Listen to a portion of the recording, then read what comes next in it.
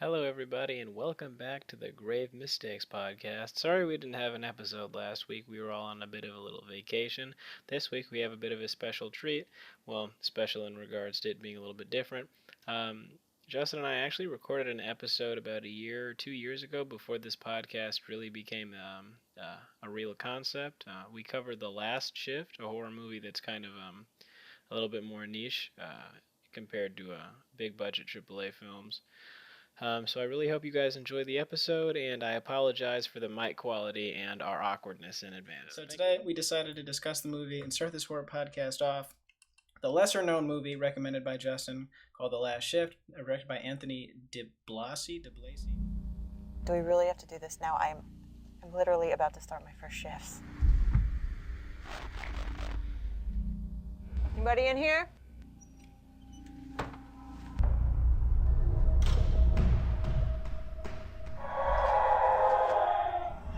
You are the lucky rookie to work the very last shift in this mausoleum. All 911 calls have been rerouted to the new station, so it should be quiet.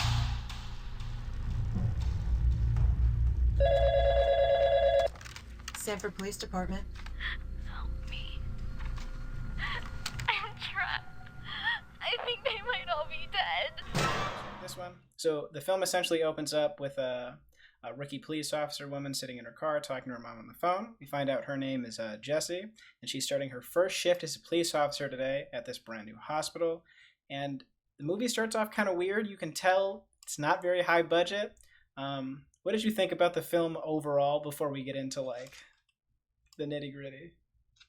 Overall, I like the film. It, it, um, it filled me up with some phobias, and that's why I think I liked it. But I can tell that there were some things that the director wanted to do more with, and I can see why he's making a second film. It was just we don't really see that too much. People remaking the film they made before. Right. So yeah, I find it pretty interesting that he's doing that. But I'm excited for Malin, basically. Yeah, Yeah, that's the new movie coming out. I'm excited for it. I think this one had a lot of interesting shots and jump scares and things that weren't necessarily like super conventional, like Paranormal Activity or Conjuring. It was kind of unique in the way it was shot, specifically because there's only one character for a lot of the movie and just like background occurrences. Um, Yeah. so basically, Jess is sitting in her car. She's talking to her mom, and her mom doesn't believe she should be a police officer, and it's too dangerous and things like that, if I can remember it properly. But then she goes inside to meet her boss, Sergeant Cohen, and I wrote, he's an asshole because, Yeah, he was yeah, just so rude, so mean first day. Like, yeah, why? he was like your stereotypical like listen here, rookie, you don't know how it's going kind of Yeah, officer. Yeah, and yeah. like so when we see him, he's kicking a locker and he's very frustrated or concerned about something. We don't know what that is at first. Um, so that's part of the reason he becomes really angry. And so she gets told that she's going to be the only one working at this police station because everyone moved to the new one. So the last day of this um, station's operation is going to be just her monitoring it, making sure nobody breaks in. And she's sitting there waiting for evidence procedure people Uh, to come pick up. the hazmats to pick up the Yes. evidence to throw away. Yeah. Right, and he shows that the evidence is the stuff that doesn't get used in court that gets left around, like clothing items and stuff, which does become important later. I thought that was a very interesting detail. So after that, Sergeant Cohen's like, basically, I'm gonna fuck off and go do whatever. Good job, rookie. You're gonna sit here. And so, Yeah. yeah. So she Didn't mean any wondered. calls. Right. Oh yeah. She says. He says that you might get some calls to the station, and if they're emergency calls, just call the main station. Order. Let them know. Yeah. Right. So after that, we get the girl on the phone calling, which is the Mhm. first bit of indication that she's in for the night for some scary activities. The phone voice says, "They're all dead, and the laughing won't stop." And so my first reaction to this, I was like, "Ooh, who this? Like, is there something going on?" And she's gonna go investigate. Like, what kind of movie are we Uh-huh. in for? Yeah, I was thinking the same because at first I didn't know if we were going to be staying in the police station the entire time, and it was like, oh, is she gonna go somewhere? Because I was thinking more of that. She's gonna go to a call and not be stuck in the police station. But the call in and of itself was kind of creepy. But seeing that she didn't get any information. It was like, oh, I need help. Oh, they're coming. Bye. It was like it kind of led you on for more. Right. You definitely get the impression that the girl on the phone is in danger and that she needs to be helped. And so Jess's instant reaction, she calls the main police station and reports it. Says there's a girl on the phone. I didn't get her name. She's in danger. And the officer basically just says, "Okay, well, if she calls back, let us know. Keep us posted." Yeah. So after that, she starts eating her food, and she gets this weird string in her food. It's kind of like a, you know what it looks like? It looks like the string they use to sew up bodies. I know that's really specific, but it's that like thick. So she A pulls it out of her suture. mouth. Oh yeah, perfect. I didn't know Yeah. that's what's called. So she like pulls it out, and it's kind of body horror esque because it's nasty and disgusting. Which Mm. Keeps on pulling. Yeah. did you find any significance in that? Because I don't know if anything related to that later. Well, now that I look back at it, seeing is like in the future of the movie, she just you don't know what's real and what's not. So I Right. guess that could have been an implication of oh, that's just fake. That just didn't happen. Right. Okay. Yeah. So Yeah. the main premise of this horror movie in general is being not able to distinguish reality versus like how she's being affected, and so we get the homeless man. His first Yeah. so she walks into the foyer and because she hears somebody like break in and she's trying to figure out who it is. So she's obviously concerned because it's her first day, Mhm. and we just get this homeless man with no feet or with no shoes and really nasty looking skin just peeing on the floor in Just the peeing on the floor. in the Yes. lobby, and so she arrests him and puts him in lockup. But then she goes to the bathroom and there's like shit all over the walls. At first, she actually lets him go back outside, and she goes back in, and Right. she finds the boots and leaves them outside for him. Right, you're right. So we do get the Yeah. boots. We get the Mhm. boots, which come up a couple of times in this movie.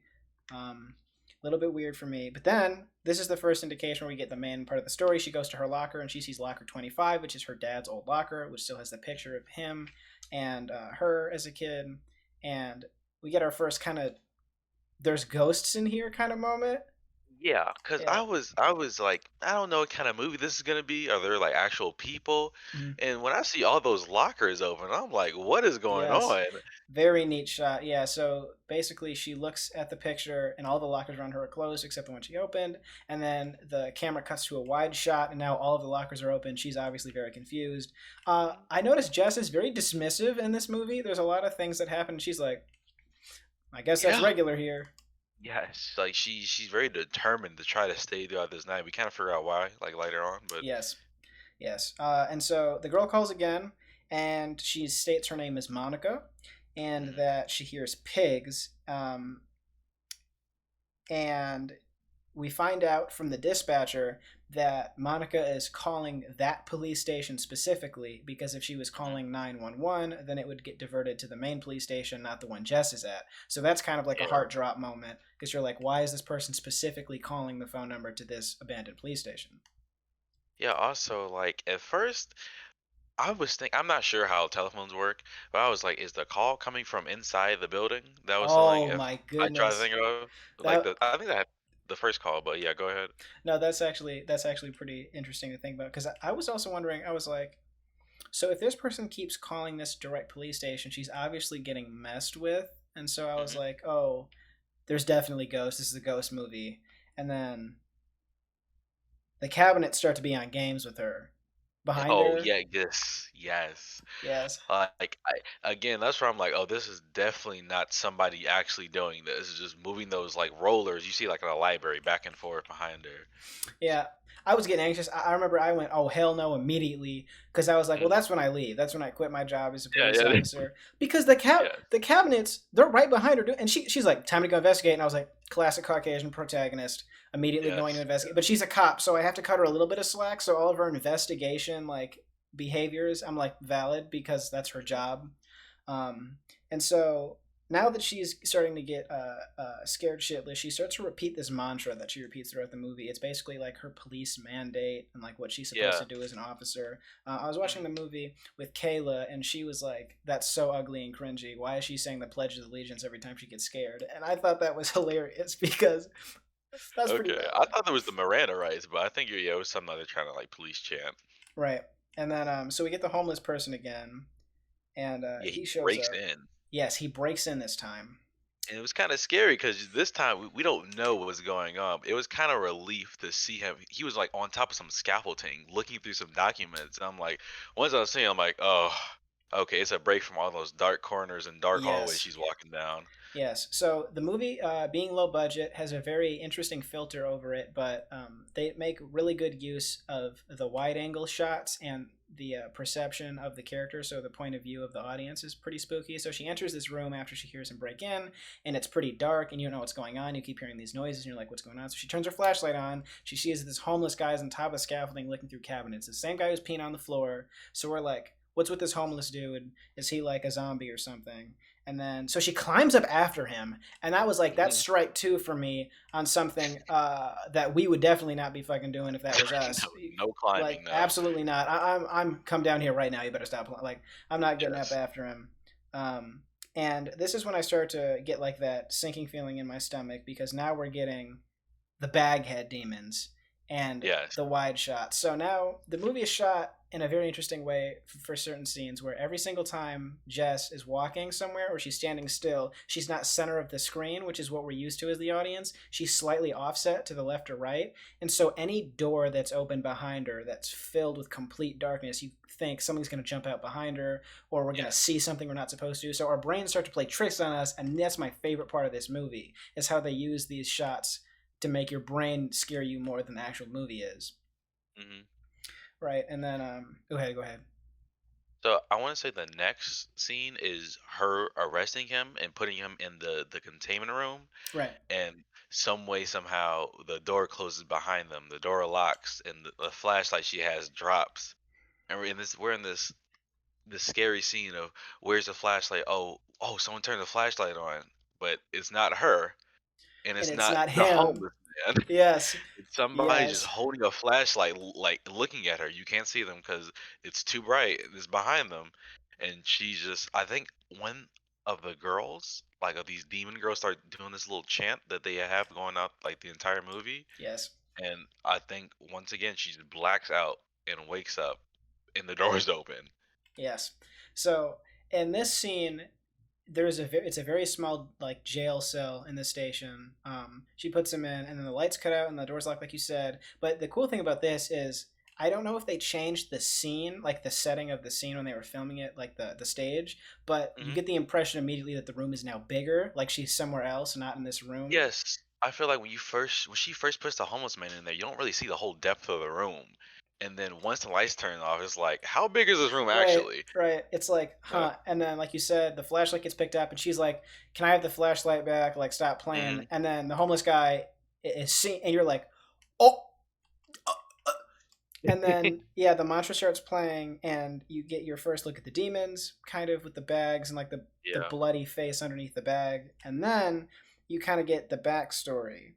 So essentially, what happens is Jess's dad used to be a police officer, and he was sent on a call because there was a family known as the Payman family, and Hmm. they're a cult that were kidnapping young girls and doing terrible things to them. And so the police officers were dispatched to go handle that. And you find out that the family wasn't actually killed by the police like that was said on the news. The family members who were arrested actually all hung themselves in the jail that they're currently in, and that's why they're In the haunted. holding room In that the they were holding just room, in. right? Yeah. So the place they were just in, where they arrested the homeless man, they that's where they killed themselves, and they worship some demon, but it's not specifically Satan, I don't think. See, this Payman, like Paimon, is the Mhm. king of hell. So that's what I'm thinking. Oh, Yeah. okay. I misinterpreted. Look at you with that context. Yeah. Yeah. So, because I know they mentioned they said somebody was in hell before Satan, and that somebody rules it, and so that's who they worship. Now, this is where we get my personal favorite scene in the movie. It takes you out of it. It's the chair scene. So Oh yes, yeah, so yes.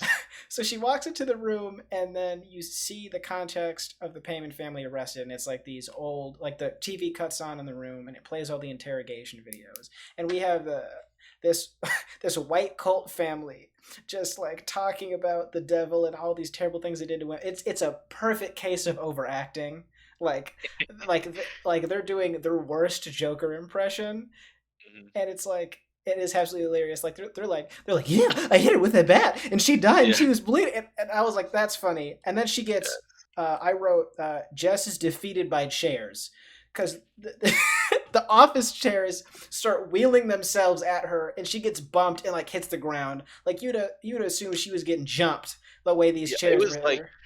I like that scene a lot though, because it's like these chairs are just rolling at her and spinning. Once they hit her and like they spin, and then one of the girls shows up in the chairs, and Yes, another one shows up, and right, he shows up. It was like, okay, I like that. right. But then like, why are you getting hit by so many of these chairs? Yeah, like and the chairs are they're like red velvet, like soft chairs. So Yeah, I like don't know yes, why they're rolling at her at like Mach 16. And but there is that cool shot though. After the chair rolls past her and hits her, and she's facing the opposite direction. Behind her, there's one of the demon family's bodies in the chair while it spins. So she yeah, doesn't get to see these demons, but we as the audience does. And so now we get the full name of the victim on the phone after she gets called again. And she opens a door to another room because she's now investigating the police station after she gets another call, and she calls the station. The station tells her the same thing. Call us back when you get more information. We'll look into the person now that we have their full name. And so she opens this door, and the chairs are completely normal. Then she looks back into the room, and all the chairs are stacked. and after this, like she's like, "Oh, you guys must be joking with me," and Oh, there is yeah. no way that someone can just do that in a head turn. I'm Yes. like, Is she delusional?" Yes. So by this point, she's accepted that she's experiencing something paranormal, but she doesn't think it's real. So she thinks everyone is hiding at the station, the other officers, and are pranking her. Obviously impossible because the chairs are rolling at her. So she thinks it's some big elaborate joke, and she's not really scared anymore. And then we get Officer Riz, um, who comes in. So we get our nice Superman looking cop who walks in to check on her, and his name is Hmm. Officer Price, and he's kind of flirtatious. I don't know. That's Yeah, the vibe I was getting. And I she's got kind of that. feeling him. She's like, okay, like, you Yeah, can he's like, stay. I came on here to just to check on you. Yeah. Right. He's like, nobody else really cared, but, and she was like, well, you can stay if you want to. And Hmm. he's like, I actually have to get back, but I appreciate it. And then this is the second scariest moment for me is this head turn, because he Hmm. turns away, and the back of his head, there's a hole in it. There's a Yeah. bullet hole in the back of his head, and I'm like, so he's dead. He's a ghost. Yes. And so she's in full conjuring mode. Like everything is going wrong. There's nothing she can do. And so we also find out here that Jess's dad's old partner is Officer Price. Yes. So I think Price is talking to her and says like, the night that uh the Jesse's father died, he was his partner. He said that I want to say three girls died that night and two cops died that night. Right. And then at that head turn, you can tell that both Officer Price and the dad died that night Yes. because he said two cops. So, Right. and then we're like, now this whoever's playing this game is really messing with her by sending this guy in here, and like this delusion at her again. Right. So I think correct me if I'm wrong. I think by this point she's like, okay, what the fuck? Like this isn't a game anymore. Now shit is weird. Like I'm not getting Mm. pranked. And Yes. so the next thing that happens is so we find out that her father was killed that night as well, and like we mentioned, and then we get the homeless guy let out, which is terrifying Yes. because guys, like he's let out, and we think that he's part of he's like a ghost, which we find out later he's not actually a ghost, but he's getting like duplicated, I guess, to be a ghost. So she's obviously going crazy, and by this point I thought, I was like, okay, so I think Monica's a ghost, because up Hmm. until this point I was kind of like so on who Monica is, because we know that there's other characters, but we're like, I don't know. So I think that she's a ghost, and then she gets this call from the dispatcher, and she finds out the clothes and evidence are the Payman family's old clothing, and that Monica has actually been dead for years. The person that's been calling her was the last victim of the Payman family massacre. Um, and so she's absolutely losing her mind. And the dispatcher, this is what I actually really like about this movie. another character provides exposition and basically says, this is what's going on. He doesn't ignore it. This random dispatcher just goes, hey, by the way, I'm not supposed to tell you this, but basically this is where the audience, or sorry, this is where Jess gets told about the Payman family massacre and that they all hung themselves in the building, because Jess Mhm. did not know that they all died hanging themselves in the room in the station before this. So he goes, I'm not supposed to tell you this, but they all died back then. And then Officer Price was also killed along with your father. And that we know the name of the cult leader now. His name is John Michaels. Um, Yeah, John Michael Payman.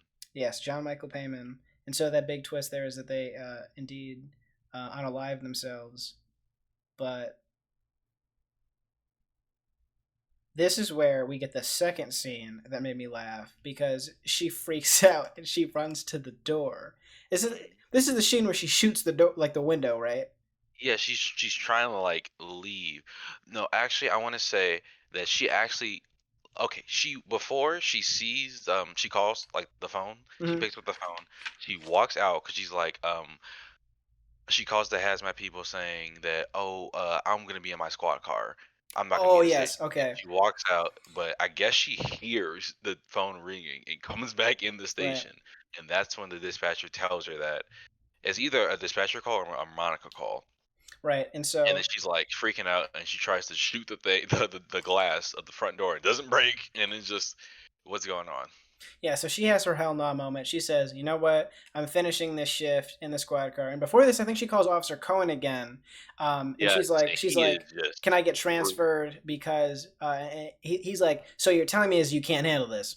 Yeah, yes, Yeah, and he just starts he bullying her. leaves her out in the open. Like he just doesn't say anything.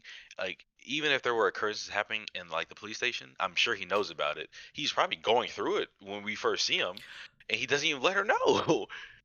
Yes, so Officer Cohen or Sergeant Cohen is indeed an asshole because he's Yeah. definitely familiar with this based on his reaction at the beginning of the movie, and I think he knows someone has to do it. So my theory is I think Sergeant Cohen, when he saw someone was getting recruited, like a new rookie was coming in, I think he put her, um, like I think he assigned her to that detail so he wouldn't have to stay there and experience all the Hmm. spooky stuff.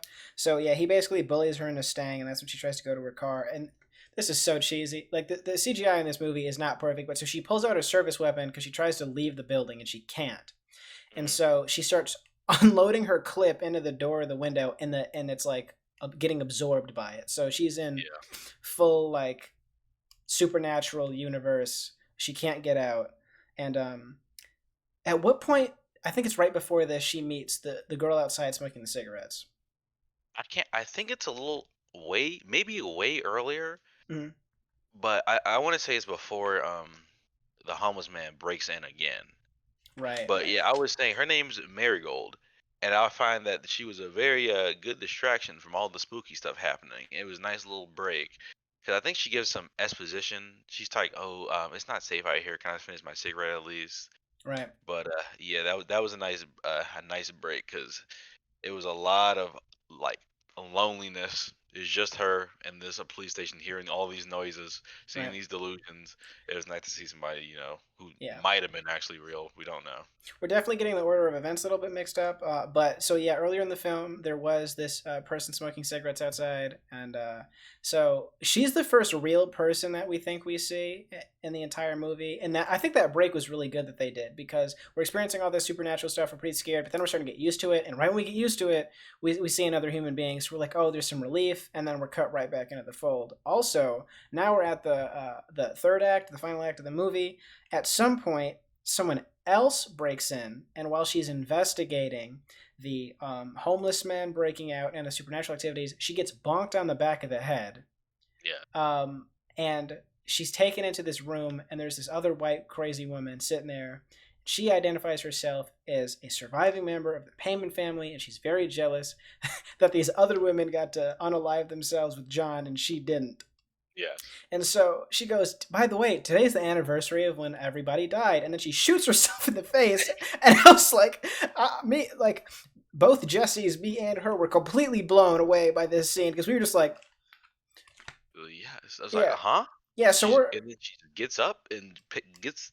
the gun is her blood's on the gun, and then Yes. just walks back to the front desk. Yeah. So by this point, she's pretty much tired of it. I was Yeah. starting to consider. I was like, oh, maybe the Payman family is playing tricks on her. Yeah. Same So here. yeah, maybe maybe one of the family members is the one calling her. Maybe it's not a ghost. But I'm like, there's also ghost involved, but like less so. But then this is where her descent into madness starts. So she grabs the gun and it's got the blood on it, and she starts walking out of the foyer. And is this when she gets the call from her dad? I want to say this is either the attack from like the naked woman, or she gets the call from her father. Okay, so talk about the naked woman attack first. Oh, she's working at her front desk, and this might have been during a call with Monica actually, because this might have been Monica, and she's talking Oh, on the phone, and then from under her desk, Monica appears, and she's yes, naked, just filled with dirt and blood, right. and just she attacks her, and Jesse scoots all the way back into those rolling Cabinets from rows of earlier. books. Yeah, and then the creature just kind of just like looks and walks on out of the room. Yeah. Oh my gosh. So yeah, fuck it. We're just forget the order of events. We're just freeballing Yeah. it out. So this shit was dope because usually in ghost movies, the thing that scares us the most is the jump scare. The ghost itself isn't that scary, but here, after the phone call with Monica, and she finds out from the dispatcher that Monica's dead, she looks under her glass table, like you said, and it's a full shot of the ghost, but like in like a zombie form Yeah. under the desk. And so she's like terrified. She goes to the cabinet. I can't remember what is her gun not with her? This might have like I'm trying to figure out why she's not piecing the zombie. I think she was just so freaked out, maybe, that she's kind of like hurry up and did that. She was hiding in the back, and then she yeah didn't even think about it. I want to Yeah. say. So I love this scene so much because the camera just does a full shot of this zombie ghost lady just moving around the thing, and then like usually the protagonist hides, then gets jump scared, and they're like, oh, and then they run away, and the ghost is gone. But Yeah. the zombie, like Monica, finds her, and then she doesn't just scare her and run away or something. She just starts crawling at her, and she's stuck in between these cabinets. There's nowhere to go, so she's like doing this contortionist like exorcism type shit where she's like crawling after her, and it's like the camera doesn't cut away. It's just this like terrifying moment where you can't escape. You're just getting like Mhm. slowly pursued by this zombie, and then for some reason it goes away. Yeah, for some reason. Right. And then so now we're cutting all the way again to the end of the movie. So her dad now, so she's in full delusion mode. She's freaking out. She's got the gun out. She's like looking around. She's like, I don't know how to get out of here. So her dad calls her, who's dead, and is like, hey yo, so basically I'm gonna need you to finish what I started. And by Yeah. this So I'm point, gonna need oh, go ahead. I was like, I'm gonna need you to stay. Get rid of them. Yeah, and He, oh, go ahead. he doesn't like. There's no explanation of how to do this. There's just you gotta do it. And It's obligation. he specifically says here to die in the building like he did. Oh. And her response Yeah. is okay, I'm gonna make you proud, basically. So she's lost it by this point. Previously, she's operating with some form of logic, even though it was classic white people logic when it comes to Mhm. investigating and trying to handle supernatural terror. But nah, here she's like, "Oh, okay, Dad, I'll go die," and I'm like, Yes. Yes. It's like the ghost really starts like tugging on her heartstring to keep her going, basically, and it's kind of sad to see it happen. yeah. So basically, we can tell it's implied, which I think it's cool that like they say it pretty explicitly, but it's not super in your face. The reason she became a police officer is because she wanted to make her dad proud, who passed away, and wanted to continue on his legacy. And so it's about making him proud in his absence. And so then we get this scene, which this is the third and final moment where I laughed, even though it was supposed to be scary. It's when the homeless man, it's revealed that he's now dead, and he has this crazy wild face jump scare. Yeah, it's like I want to say he's hanging. Yeah. So he's Yeah. hanging from the ceiling, similar to how the family would have died. And then is it we get the full shot of the demon here? Is this where it is? Where it's like the I mouth want sewn to. up? Yeah, I want to say so. Yes. Yeah, and a pentagram cut into the face.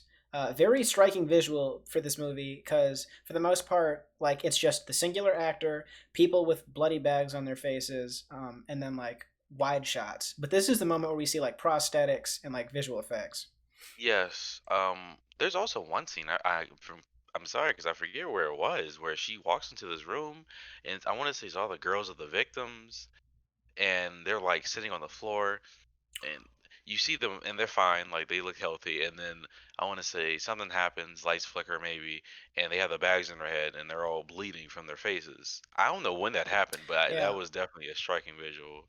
Yeah, at some point in like the second or third act of the movie, she does walk into that room, and it's like, oh, okay. And by this point, she's completely like disillusioned. She's just like, oh, this is fine. Yeah. And then it cuts to them being like all dead. And I think that's interesting because throughout the film, we're also hearing this mantra. This I just realized this. It's a reverse mantra to her police mandate one. So while Mhm. she's sane in the movie, she keeps repeating her mandate as the police officer to like protect and do all these things, but she's also hearing in reverse from the ghosts this evil song that they keep repeating over and over and Mhm. over. But and Yes. now Jess is no longer saying her thing anymore, which is Oh, kind of she's right, okay. I which see. we Yeah. find at the end of the movie why. And Uh-huh. so, which is a twist I didn't expect. So then we get my favorite special effects scene. It's the radio ooze. So she radios in for backup Oh, yes. finally because she's like, I'm tired of it. Obviously, I'm under attack. And she also is under the impression that people are about to break in or something. So she calls the radio, and the radio just starts repeating the song and like this weird noise. And that starts oozing this like nasty, like, it's like, it's like Like blood, but jelly. viscous liquid. Yeah. Very, very viscous. And so Yeah. she throws her radio to the ground, and now the ghost dad calls her again and says, the payment people are coming. I need you to kill them. And so, Yeah. right, so we see a bunch of the Payman family people with guns like break in, and they have the bags over their head as like their masks, and they have guns. And so she's like in full John Wick mode, and she starts piecing these guys. They have no chance. I'm not going to lie to you. Their aim is terrible. Yeah, I would say it was like a good shot because I want to say it was behind her, and you see her just going room to room, Yeah, and these payment people are just running at her or either running across the screen, and right. she's just taking shots and she's Yeah. hitting all of them. The station is completely dark by this point, but she's got like full tack mode, like flashlight. Yeah, She's that's turning like her. corners like she plays Call of Duty, leaning like Rainbow Six. She's like two shots in everyone's chest, and I was like, okay, so like she has no problem killing these people. So I wonder what the end of this movie is going to look like because it seems like Yeah, humans are the final bad guy, but but then Sergeant Cohen comes up behind her and shoots her like three yeah, times, and she's bleeding and like blood's coming out of her mouth. And we think Sergeant Cohen's been behind this the whole time for a moment, right? I'm pretty mhm, sure. And then we find out the whole time she's been hallucinating. The payments she's been shooting at are actually the hazmat team that's come to collect the evidence. And she's just yeah, been killing these guys, and they're pleading for their life, but she can't see that because she's getting manipulated by the ghost, and she's she's just murdering these guys. yes, yes. So that was definitely a a sad twist to see at the end because even after that, I think the three main payments show up and they just kind of take her into the family at the Yes, end, and that was just like it's kind of heartbreaking, honestly. But yes. This is not the final girl survives story. This is the main character gets absolutely tragically tortured. destroyed. Right. So her and her dad are both pretty much victims of this Payman family, like evil supernatural curse. Rah rah. And Sergeant Cohen calls it. So he shoots her, but he doesn't like execute her. He calls in immediately and says like officer down. So Mhm. it's a moment. It's pretty good on the job of the actor and the writers because it seems like he's like he reluctantly shoots her because he has to, but he knows why she's freaking out. And then right before she dies and she gets picked up, she's singing that song. So her mantra is now replaced with the Payman family like creepy Nightmare on Elm Street style song. Yeah. Hmm. Right.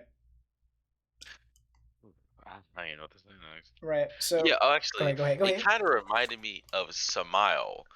Kind of how the demon, like it seems so unwinnable because like you didn't know when you were in reality and when it wasn't.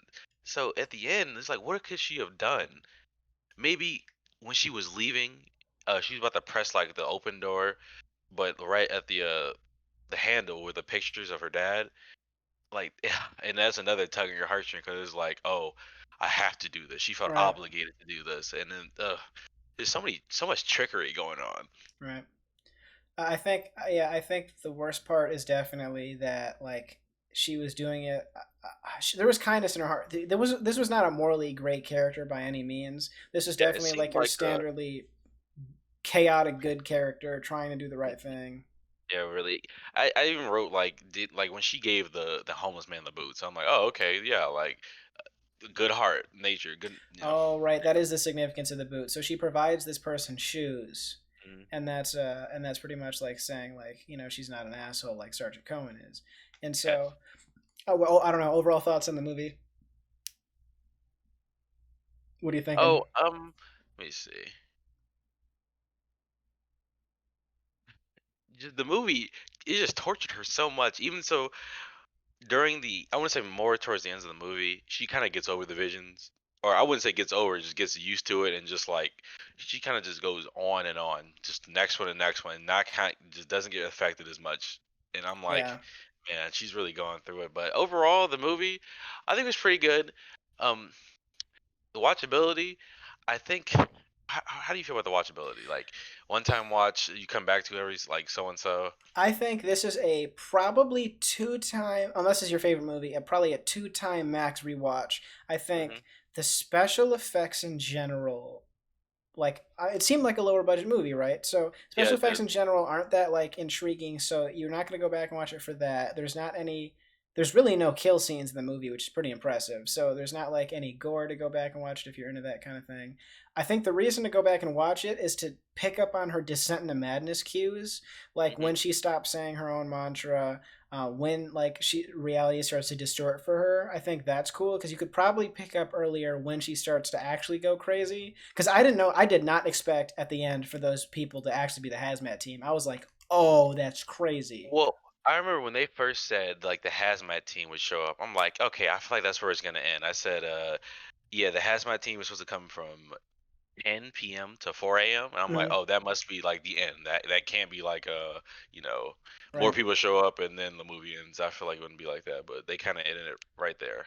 I think what got me for that is I remember she when she calls the hazmat team, she's like, "When are you guys going to get here? You're late." They're like, "We'll get there when we get there." So I think I forgot about them because I Yeah. forgot about the fact that they had like a. I was like, they're arriving tomorrow at this point. Yes. Yes. Also, what like I'm not familiar with their job, Hmm. obviously, but like, what are y'all doing at 2 a.m. that you need to be somewhere else? So I maybe they're going to other police stations, collecting biohazards, and there's like other, This is the let's only say, abandoned police station. Like, also, well, the, the white lady smoking cigarettes, she's talking about it's dangerous out here. It's dangerous in there. yeah. She's honestly Well, kind of she lucky she doesn't was know told to that. leave. Right. She doesn't know that. I mean, because this area seems kind of abandoned in general. Like, Oh, even if yes. there was a police station there, it's like no one outside. Yes, yes. But I mean, it is really late at night. So, I mean, Yeah. that makes sense. But what I think is hilarious is in most movies, the protagonist is fighting to convince everyone that this shit is happening. But in this movie, everyone knows except her. So she's the sacrificial lamb for these ghosts, which makes her tragic story even worse. Yes, that really got me there.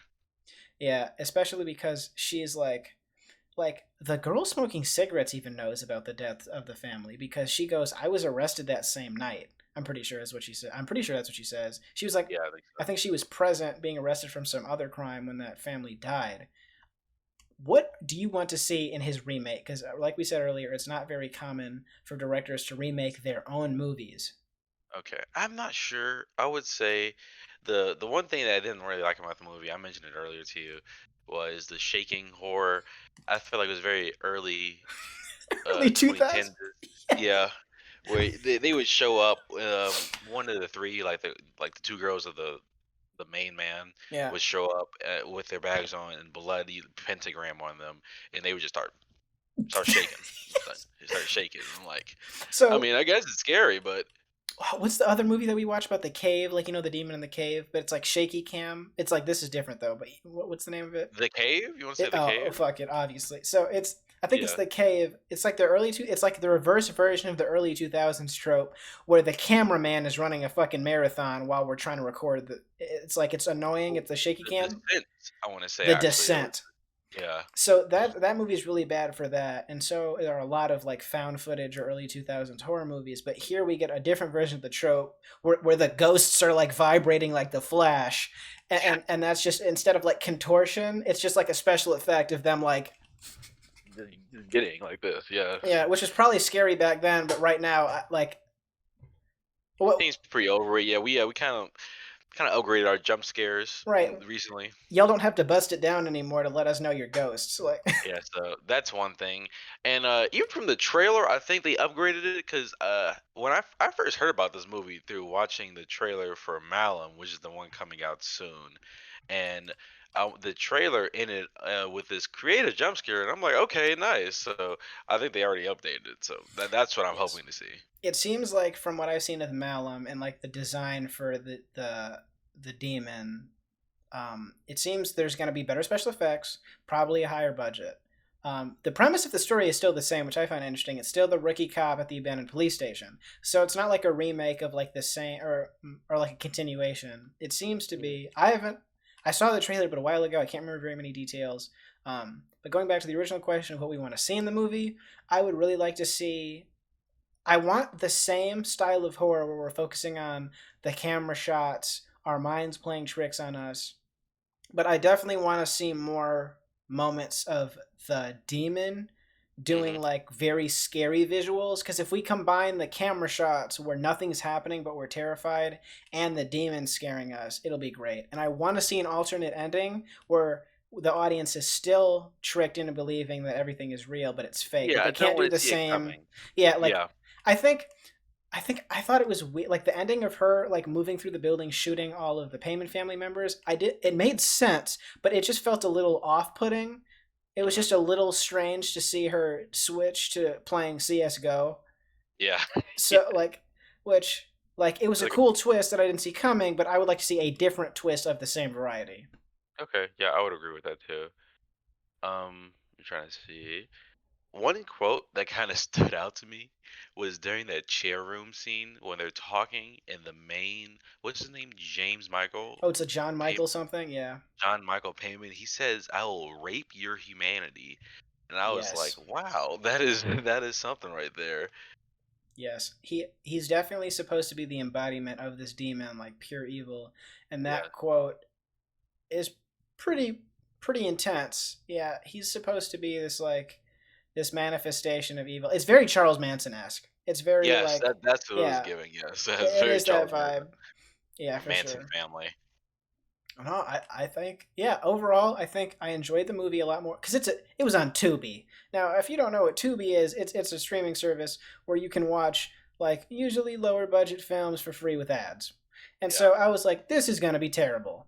Especially when I saw that like Instagram filter over the lens of the camera when I started watching the movie. But I was pleasantly surprised in general. yes, yes. I watched it on YouTube and I felt the same. I was like, it's on YouTube, it's free. Like, how good is this gonna be? And I was like, oh, okay. It actually filled me with some terror. It Right. made me feel like scared to be alone and hear noises. It was like being a kid in like the house by yourself and hearing noises, like, Yeah. basically. It's like when you're in the basement and you turn off the lights and you have to run up the stairs now because you think you're Yeah, getting chased. That was the yeah, vibe. literally. That That's was what the it vibe. gave. Yeah. Yeah. Yeah, no, I think solid movie for its time period and the budget it seemed to have. Honestly, you know what we'll do right now because we keep talking about the budget. Let's look up what the budget was right Okay. before we skedaddle.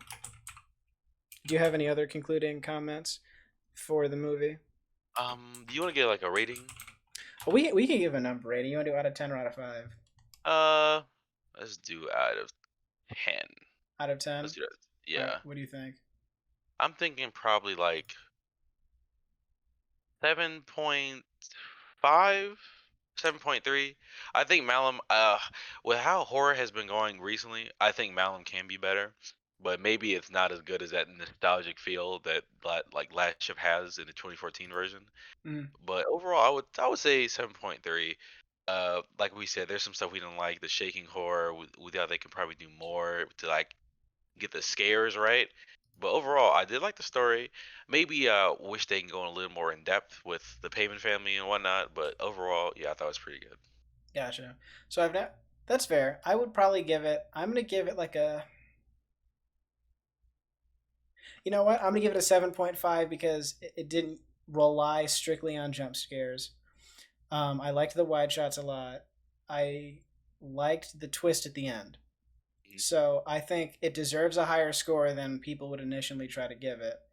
But in general, there's definitely some areas for improvement. I can't find the budget for the movie because I don't know where to look for that. But it was made in 2015, and it seems like its total estimated domestic video sales are about $180,000. So I don't know if that's good or bad because I don't know what the budget was, but I can definitely tell that this movie was probably a niche hitter for like horror fans. Yeah, I think it was a cult following to it. Yeah, that's fair. All right, so next time, we're going to do a different movie. Don't forget to like, comment, and subscribe. Tell us what you liked and disliked about the movie, or tell us about how much you hated this. But please give some feedback. Thank you guys, and we'll see you Yeah. later. Thanks for watching.